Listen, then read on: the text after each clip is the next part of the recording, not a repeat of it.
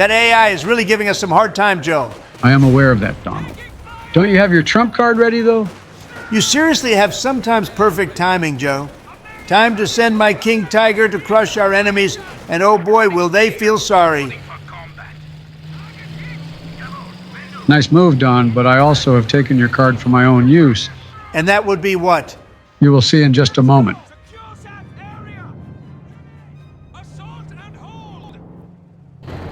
Oh, a Tiger 1? Not a bad move, Joe. It is a good heavy tank after all. Hey fellas, what are you two up to? Hey there, George. Me and Don are doing some Company of Heroes 2 as Axis forces. And we will now win, due to our heavy tanks entering the battle. Heavy tanks, huh? Why not just use a bunch of regular tanks? It would have a better chance at securing the win. Because that is way more fun, George. By the way, where is Obama? I have been summoned, gentlemen. Speak of the devil, Barry. Since all four of us are here, and we've been playing this game for a while, how about we make something about it? Like what, for example? How about a tier list? There is a lot of those on the internet, but have not seen any about this game. That sounds like fun, but what will we be ranking? I have a good idea what. Give me a few minutes. 5 minutes later. All right, my friends, we are doing a Company of Heroes 2 tank tier list. You were right with having a good idea there, Don. So, how are we going to rank them? We will rank them on their usefulness, their price, their abilities, and how fun they are to use against bots. And to anyone watching, please remember, those are our opinions only, and you do not have to agree with our picks. Exactly, so let's get started without first faction. The Soviet Union. A T-70 is up first. It's a good tank for early game. Not only is it cheap, costing only 260 manpower and 70 fuel, but it has a quick firing gun that can two-shot or even one-shot an infantry model. It can also deal with other light armor fairly easily, like the scout cars or other light tanks like Stuart or Luch. However, when facing medium opponents like a Panzer IV, it can struggle in destroying them. Unless it's a tank without a turret like a Stug, then just circle it until it dies.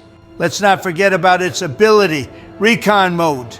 It increases its sight range, making a good pair with a tank destroyer. At Veterancy 1, though, if activated, it can capture territory points like infantry. Biggest con for that ability is that it can't fire while active. Overall, a very useful light early armor. I suggest putting it in an A tier. I would even bump it into an S tier. Get 3 of them and watch how the infantry struggles. A tier for me, as it can be destroyed quickly if not careful. So the T-70 goes to the A tier. Next is Su-76. Honestly, I have mixed feelings for this thing. Su-76 has similar cost to the T-70, but is only good against tanks. There is even an ability for it for first veterancy level, which makes it camouflaged, as well as increasing accuracy and penetration to the first shot, but making it stay in one spot. It has a light artillery barrage ability for 35 munitions, which can hurt infantry, team weapons, and buildings, but it has bigger spread the longer the distance. Plus, if you cancel it before firing all shots, you wait longer for it to recharge. It is fairly decent against medium tanks, but useless if infantry comes to it with anti-tank weapons. My spot for it is C tier. C tier for me too. C tier, Joe? Yep, to C tier it goes. Next tank's gonna be a true classic, T-34-76. And let me tell you, if you need a reliable tank, you look for this guy. T-34 has a good cost for a medium tank, with just 300 manpower and 90 fuel. It's the cheapest compared to the tanks from other factions. Good armor, good gun, good speed. What is there not to like? It also has 2 abilities, where one is unlocked after Veterancy 1. More useful one, the secure mode, allows to capture territory points for cost of not being able to fire. Ramming maneuver, however, is very situational. It rams enemy tank at full speed, causing the enemy to be stunned or even have engine damage. But your tank critically damages its track, engine, and gun, as well loses some health, which will make tank a very impossible target to not be destroyed. You make some pretty good point, George. I want to place it in the S tier, but you've convinced me to put it in the A tier. I agree with Donald. The A tier is a good spot for this tank. I'll put it in the A tier as well. Nice one, George. Thanks, guys. Last tank from the basic lineup is Su-85. It is a tank destroyer with a deadly 85mm gun that just slaps through enemy armor. However, just like Su-76, it has no anti-infantry capabilities, which makes it good from afar away. It has an ability to increase the frontal sight range for more long-range attacks, but it reduces the view around the tank to almost nothing. Other ability also increases the view range, but around the whole tank, and it can track nearby infantry on the minimap.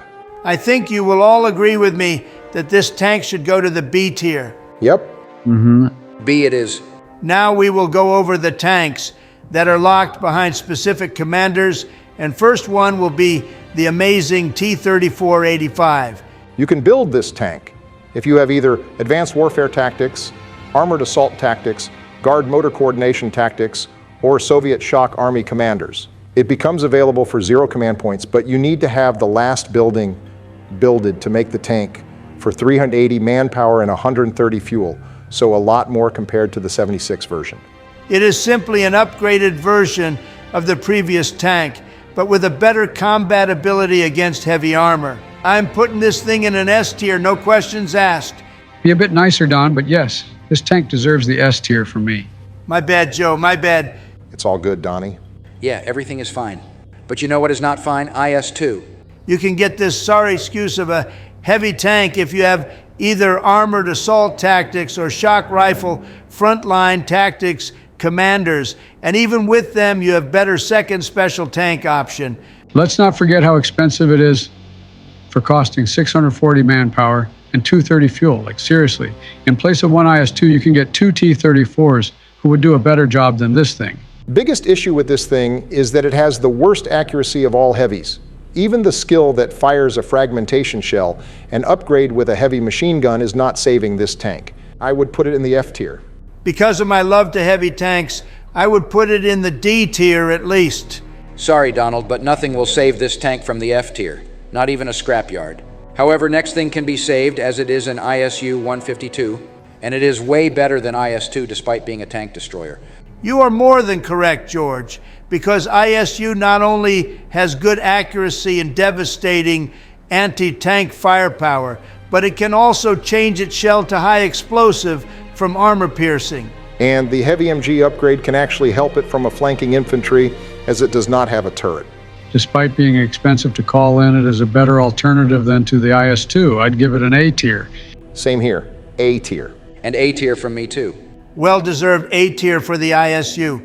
Next we have what I like to call the three brothers, KV-1, KV-2, and KV-8. All three have different roles. KV-1 is a all-purpose tank, good both against infantry and medium to partly heavy armor. KV-2 is good against enemy buildings and fortifications, and KV-8 is a pure infantry exterminator. KVs 1 and 8 have that advantage over KV-2 that they are a bit more cheaper and are unlocked at 0 command points and are builded from the same building like T-34 or Su-85. Let's not ignore that all three have very good armor and a lot of hit points due to their class. I'd put KV-1 on an S tier due how useful it can be. Because of mostly being effective against infantry and having a T-70 gun against armor, I give KV-8 a B tier. Because of how fun it is to destroy enemy bunkers with just 2 to 3 shots and blowing up infantry with ease, I give KV-2 an A tier. Top 3 spots for the three brothers. I like that. Last tank for the Soviets is an M4C Sherman exclusive to the Lend-Lease Tactics. This is a very simple yet effective tank. Sherman with a long 76mm gun, able to fire high-velocity shells, set in a thick smoke screen, and with a 50 cal machine gun on top.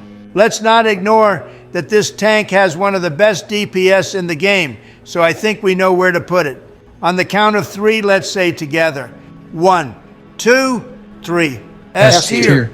While we're at it, let's put the American M4A376 Sherman from U.S. forces at S tier, since it's basically the same tank.